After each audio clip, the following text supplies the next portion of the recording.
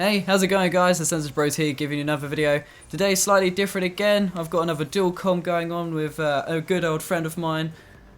Introduce yourself. What's good YouTube? Danny Omer here. Yeah. Back again. So we're making a video about the certain gun classes and how BS the packages are for the crypto tokens to get certain weapons. But first off, we're going to get on with the two guns. Kick off what the two guns are. Right, yeah. So obviously, guys, with the DLC that just came out, massive patch just came through. So if you can see from the gameplay that's happening so far, we're using the Weaver and the VMP. Just to quickly run through it, yeah, the patch had a massive buff on the Weaver, right? Okay, so get this. The Weaver's range all over was improved. Okay, so that included the damage and the accuracy of the Weaver. So, for example, we hit a 4 to 6 shot kill by the Weaver. Damn. Being increased by 60%. That's more than half of what it used to do. So the Weaver now completely insane compared to what it used to be. Also, as you can see throughout most of some of the gameplay, the Weavile itself is actually a pretty go-to weapon when it comes to close quarter combat. In certain situations, it turns out to be the better of the two. Instead of using the VMP, the Weavile seems to be the better one out of the two to use, simply because of its versatility and how quick and nimble it can be used in. So most situations, accuracy is top-notch, which gives you an edge overall. It's granted the rate of fire isn't exactly the best, but the accuracy pulls it through with the increased 60% damage. Yeah. Let's hear about the VMP. Yeah, it's insane. So yeah, along with that as well, the VMP and the CUDA also got a bit of a buff to them as well from the patch. So nothing too extreme compared to the Weaver, because obviously the VMP and the CUDA are already insane anyway.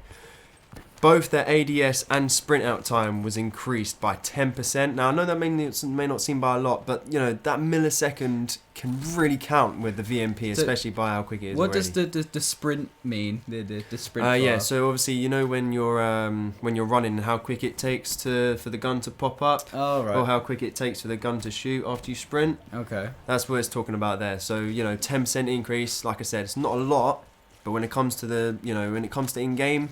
It's that little bit of edge that can give you that win. So it makes a significant difference. Yeah. That overall slightly gives you more of an edge. Definitely, yeah.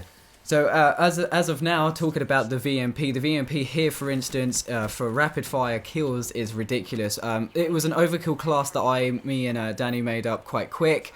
Basically, it had no attachments, no anything, to be fair. It was just the gun as it is to see how well I could play with both of the weapons, so the Weavile and the VMP. Unfortunately, we haven't got any gameplay of the CUDA, but regardless, it's nice to hear about boosts, and considering I have a CUDA class, there has been a significant difference between the rate of fire and sprinting and turning around corners quickly.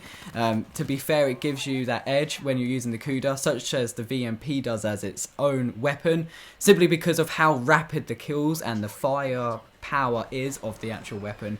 It just overall makes it a decent gun to have in any situation. So enough talk about the CUDA, now back onto the Vespa. Now the Vespa has its own boosts. Danny, take up what the Vespa's got in terms of boost stats compared to what it used to have, or decreases such as nerfing instead of overall boosts. Is there anything else that's changed about it? Yeah, so with the patch, guys, the Vespa got a complete kill. Alright, so literally rip the Vespa. Alright, you know, Vespa used to be one of my favourites, and it probably still is in fairness, but getting into it, literally the Vespa has been made into the clunkiest submachine gun apart from the Razorback. All of its handle speed's been decreased. All of its recoil kick has been increased, both by hip fire and aiming down sights. And the hip fire accuracy itself has also been decreased as well. Literally, this gun has been ripped to shreds. And you know, for some people, that's happened. You know, but for me, it's a sad day.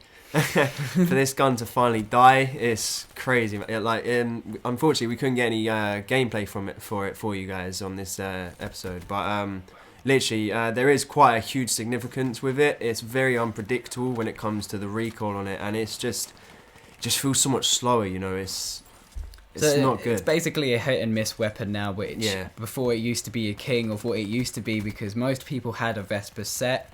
And now it's like it's just not the same anymore, since, you know, it does show that they do actually make a difference when they actually want to imply that a gun shouldn't be as powerful as it should. So this shows that they do literally watch their games like ridiculously closely to understand what's going on and to see the differences. And it's pretty significant that they can actually do something of that power and of that nature to actually just go, do you know what, that gun's overpowered, kill it. Over, finished. Yeah, it's That's crazy. it. I can't believe it's taken them. I mean, so who knows? long. They could buff it back up again, but for now, I doubt it for another few months yet before they start putting that stuff back on. Another topic that we have that we didn't really write down, but we've also thought about was, you know, those packages with the supply drops. The supply drops are annoying with those crypto tokens. It's ridiculous. Basically, if you guys don't know, with the newest DLC, most of the new DLC weapons, such as the Fury Song, the wrench, I think, or the crowbar, I think it's the crowbar, the new crossbow, and the shotgun pistol are now completely overpowered. And it's a bit BS that you have to go through little supply drops in order to get these certain weapons, which is pretty annoying if you ask me, but then again, who are we to judge, right? But to be fair, it's something that they need to change and that they should change, and then again, they have the power to do it, so hopefully in the next DLC they'll be able to bring in something different.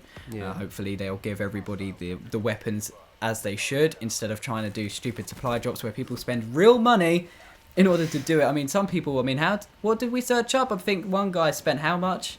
It was something like 200, 300 odd quid just on these supply drops. It was ridiculous. Yeah. He barely got anything out of it. That's a lot of money to be spending on a game, considering you take the game as itself. So you take the game and you also take in the fact that Season Pass costs an extra 30, and the actual game itself is like 50 for the PlayStation 4, 40, 50, depending on what kind of console you're on and what type of budget you're on. That's a lot of money to spend, man. Exactly, it's crazy. It's ridiculous. But anyway, that's enough of ranting, I guess, for now. And hopefully you guys did enjoy this video. I mean, if you did, please give a like, rate, comment, and subscribe. Special thanks to my friend, aka cousin, aka the Senseless Bros, because there's both of us now in making this video. So I hope you guys did enjoy. If you did, please give a like, rate, comment, and subscribe. See you guys in the next video. Peace out. Man, that's pretty sweet, right?